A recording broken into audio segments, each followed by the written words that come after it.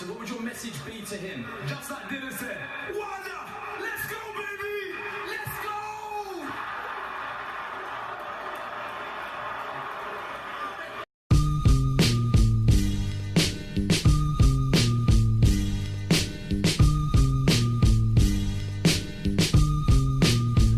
Yo, what's really good, people? You're through to LSET TVKO. Thank you, as always, for watching another video. It's greatly appreciated, guys. Continue to support by hitting that subscribe button, like, comment, and tell your friends. Right, let's get straight into it. Anthony Joshua versus Joseph Parker last night at the Principality Stadium in Cardiff, Wales, for the unification of the heavyweight division. Massive event put on by Matchroom. Once again, you have to give credit to Eddie Hearn and Matchroom for putting on another blockbuster event. It had the feel of a really big occasion.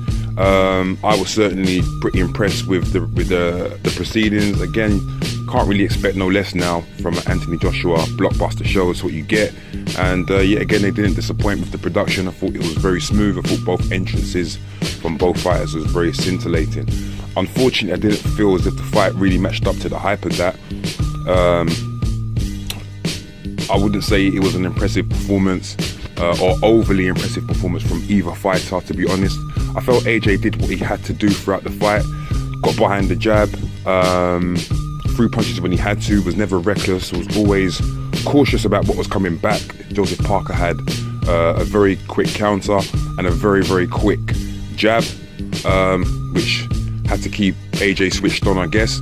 But with that said, there was never any real threatening onslaught from Parker that would disturb AJ at all during the fight. A few that I've spoken to have said that AJ was shot shy. I'm not sure if I really subscribe to that. I think AJ just simply boxed a clever fight and didn't get involved. As he said after the fight, he boxed with finesse and didn't really step outside the boundaries that he didn't have to. There was a few moments where there was an array of shots from AJ, but it was few and far between, to be honest. It was a professional performance, as I would describe it. One that was hampered by an overly involved referee. I don't care to find out or remember what that referee's name was.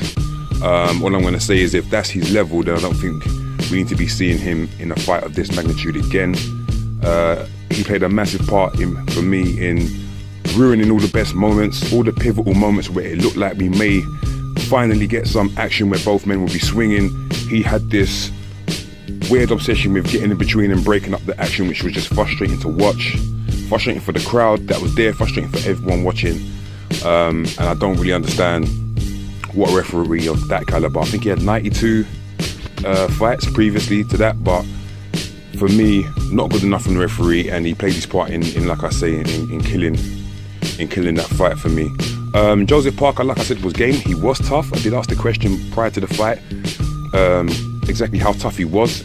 He was tough, he was durable. The shots that did land from AJ, he took well, took better than any other previous AJ opponent. I think Carlos Takam was also pretty good in being able to absorb AJ's power. I heard a few people after this fight questioning AJ's power because he came down in weight. I think that's ridiculous, to be honest with you. I just think that, look, he came up against a tough opponent, and look, guys, Anthony Joshua is not going to knock out every opponent. Evidently, we saw it last night. He's not going to be capable of that. Let's not get gassed on his record. There's going to be fights where he's going to have to come with a different ploy. And yesterday he did that, and I think he did it pretty effectively, if not spectacular. But that's what's going to happen. If you look at a lot of the great fighters, someone like Lennox Lewis, for example, in his earlier days, very explosive. But as time went on, he just became a little bit more cautious, a bit more professional, and didn't take risks that he didn't feel the need to, you know. So that's what it reminded me of watching AJ yesterday. Maybe a much more of a maturer fighter, you know, not willing to sacrifice or risk if there's no need to. So big up AJ for that. He's a unified world champion. I think his post-fight interview was brilliant. I thought it was brilliant. AJ, as we've never seen it before, very forthright, very to the point, and he wanted to make a statement by saying, listen, you know, I will fight Wilder, I will fight Fury, but let's remember, I am the unified champion. He also dismissed the notion of going out to America, or there having to be a need for him to go out to America, by simply saying that, yo, this is where it's at. Great Britain is where it's at. The UK is now the head honcho of boxing in terms of showpiece events, and who can really argue with that? And I think he's right in a way. If Wilder's so desperate for the fight, as he says, despite the fact that he did not turn up yesterday, which I thought was a bit pathetic, because the chances are he would have probably still ended up in the ring anyway. But there you go. But yeah, he's right. If Wilder wants to fight that bad, to make loads of money, why not come to London? Why not come to Cardiff?